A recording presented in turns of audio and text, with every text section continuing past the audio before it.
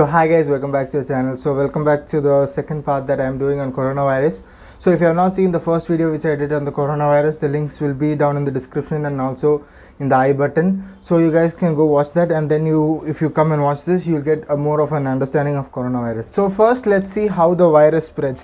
So the virus spreads through three methods. First is through air, second is through surface, third is through touch. The third method is a very niche method or a very niche mode of transmission, which is by touching a person who has coronavirus. So these caretakers also should be careful that there is a small chance that they can also contract virus just by touching a coronavirus patient. So let's get into COVID-19 in India. So the COVID-19 in India, the first case was reported on 27th of Jan 2020.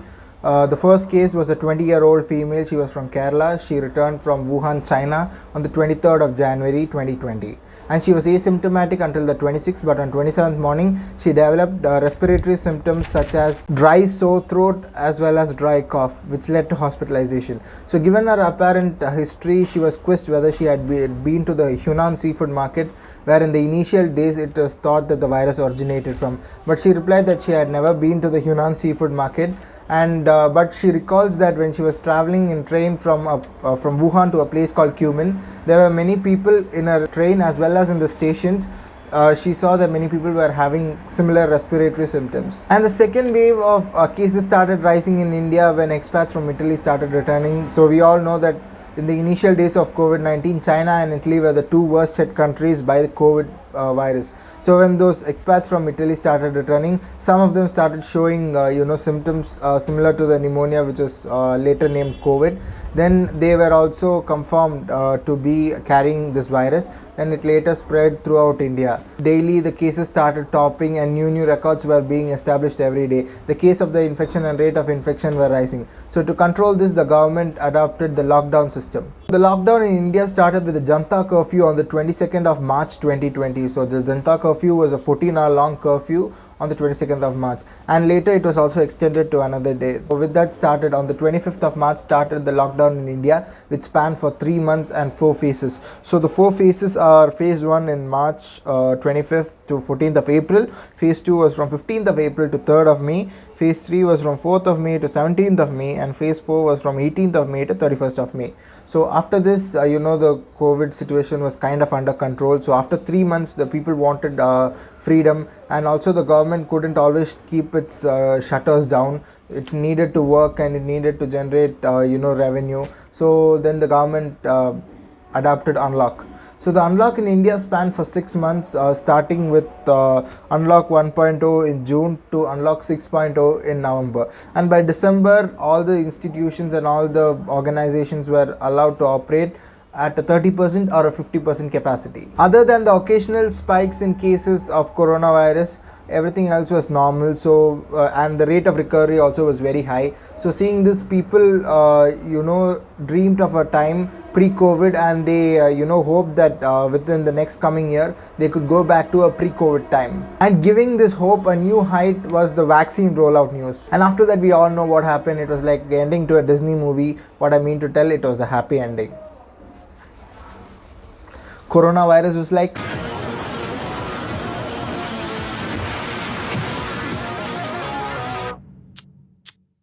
MoHFW! Yes, I am! Oh, why not?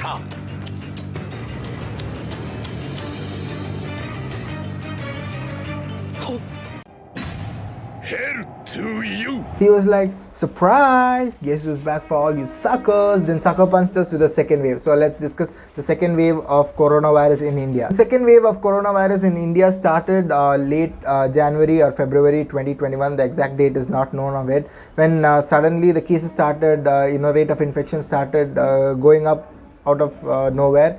It was due to a mutation in the coronavirus, which was named as B.1.617 and B.1.617.2, and WHO had told that this was this strain of virus or this mutation of virus was a matter of concern. And this second wave was more dangerous than the first wave.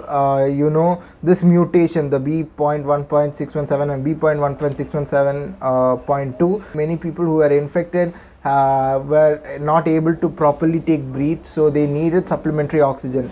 But due to lack of preparedness for the second wave hitting India, the medical fraternity crumbled under the second wave, and many people died of not getting supplementary oxygen. And to secure supplementary oxygen for their loved ones, people started traversing, going out of the districts and even other states just to secure one canister or one cylinder of oxygen for the loved one. Another problem during this period was the rise of black fungus, and according to central government data, as of 25th of May 2021, 11,700 cases are being under treatment. And with that, India became the worst hit country by the second wave of coronavirus. So now let's see what is the cause of the coronavirus. You might tell it is due to the mutation, but I want to tell another reason why the mutation happened. It was due to negligence by the people of India. During the unlock, when everything was opened up, people started walking as they pleased. They thought that, due to the rate of recovery being so high, they can tackle coronavirus, and they started walking as they pleased, not following the government set COVID safety protocols. And also, I think a part of a problem is, these remedies which was floating around in WhatsApp and being forwarded by experts of the WhatsApp Association of Healthcare in India. I am joking, there is no association as that. Those are your uncles and aunties that you see in your family groups. So now let's see why mainly the second wave was caused or due to mutation. So let's understand what mutation is. So every living organisms have cells in their body. This is fifth or sixth basic science. So the more complex the living organism, the more more cells a living organism has. So the cells work is very simple.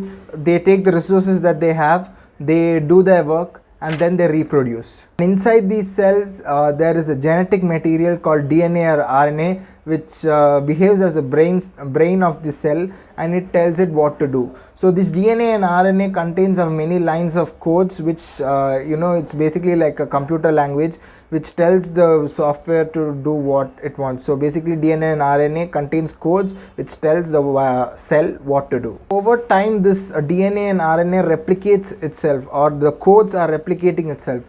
So when the codes keep on replicating, somewhere down the line there is bound to be a mistake happening.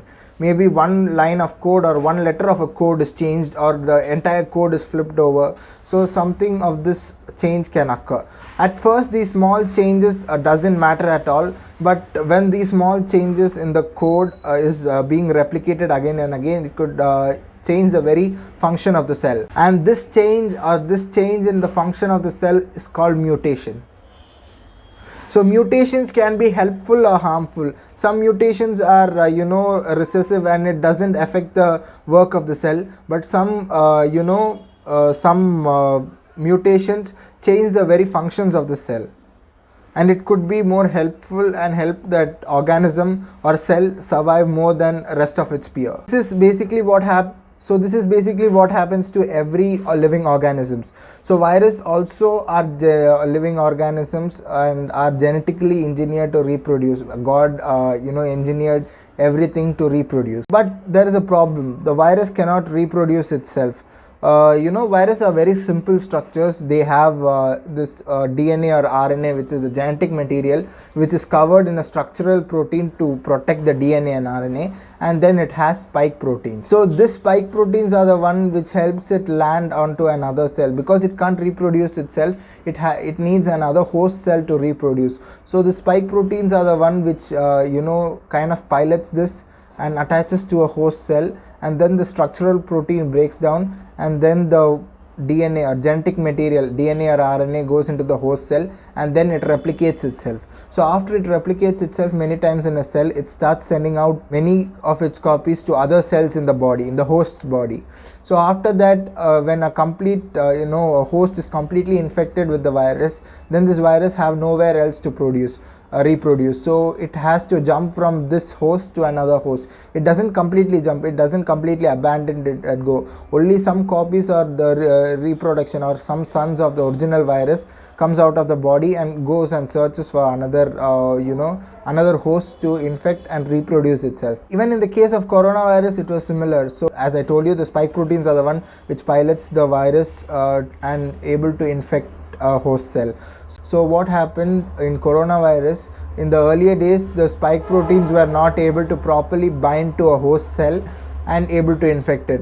But later down the line, due to this mutation, as I told you, it can keep, when it keep replicating itself, it starts to induce mutation and changes. So due to this, the spike protein also underwent a mutation through which it was able to properly properly bind to a host cell. This change in spike protein was very dangerous in coronavirus. This mutation caused in such a way that if you have already had coronavirus, your body your body also has antibodies to kill it. So when it kills it, your antibodies remains in the body. But even if that is the case, the coronavirus can still infect you. This was how dangerous the second mutation was.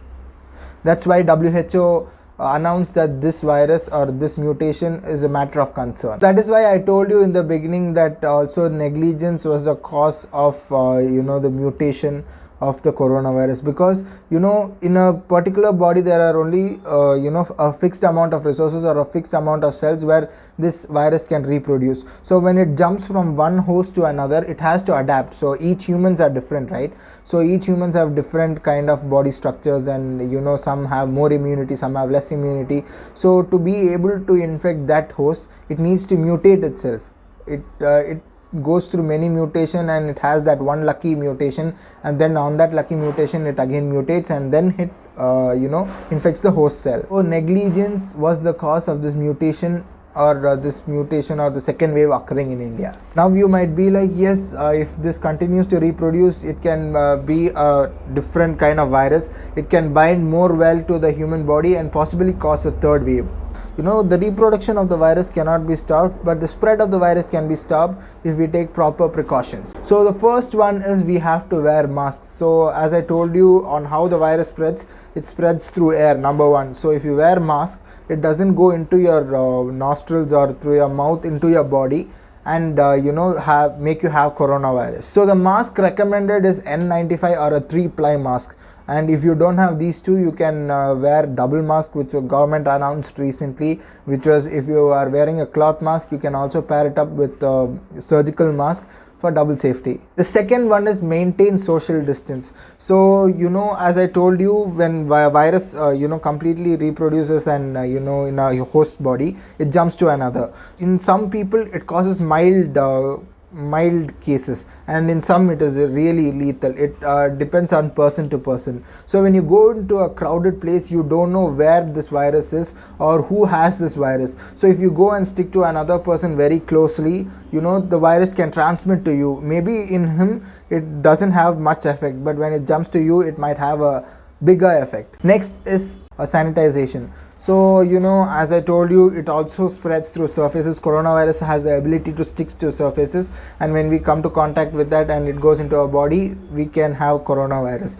So to prevent that, after you touch somewhere, try to wash your hands frequently, or carry a hand sanitizer with you. Nowadays in every corner you will find a hand sanitizer. You can take the hand sanitizer and wipe off your whole hands, so that you can kill the virus there itself and it doesn't go into your body. And you can also take other methods where you're going out. I'm not going to be that hypocrite who tells you have to only sit in home, you have to contain the spread of virus. No, humans have needs, they'll have to go outside. You can't always be locked up in your house. So but while going out, take the proper precautions and go, so that you'll be more safe. So one more thing I would love everyone to implement in their life is wearing of face shields. But if you wear these and you go out, people look at you like you're some alien descended from other planet. So what happens is, you put it like this. So when in the air, if even the coronavirus is there, it kind of sticks to this, and you have less contact with the virus, and with that also you'll be wearing mask, so you'll kind of be more protected. And one more thing that to prevent that spread through surfaces is this thing, which is like a spray, which is with the disinfectants. So you kind of spray this on any surface. You take a tissue paper, carry some tissue papers with you, wipe that surface, then it is safe to touch. So it kind of kills the microbes which are there, and if the coronavirus is present on a surface, it also kills that. Then the other method to spread contain the spread is through vaccine. So vaccine, what is vaccine is, it is basically like an immunity booster for our body, but the immunity the vaccine gives us is more stronger than the one which the body induces naturally. So with that said, let's conclude this video.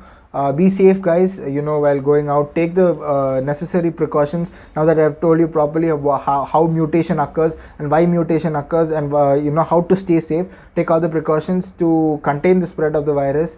And if you do have coronavirus, or you show some symptoms, please go get it checked, and get the appropriate treatment, so that your life can be saved, because this second virus is more dangerous. And from the news, new variants are being found in India, and also a third wave is possibly very close. So the mass gathering in places such as schools, colleges should be entirely stopped. The government is very proactive in opening up schools and colleges and business, but I think it should not be open right now. And exams, the people are planning, universities are planning to conduct examinations, but I don't think that is the best idea as of this period, because if it is conducted and if someone has coronavirus, we can't tell who has coronavirus. If someone has coronavirus, and as I told you, the mutation is more stronger than that. That's why scientists and researchers are debating whether this virus or this vaccine has the ability to kill the virus, or this vaccine is not inability to kill this wave of virus. It is because of this, because the mutation can occur anytime and it can be more dangerous. So take the safety precautions. Be safe, guys, and until we meet next time in another video, アリーベデルチ。このジョルノ・ジョバーナには夢がある。何言ってんだお前。アリーベデルチ。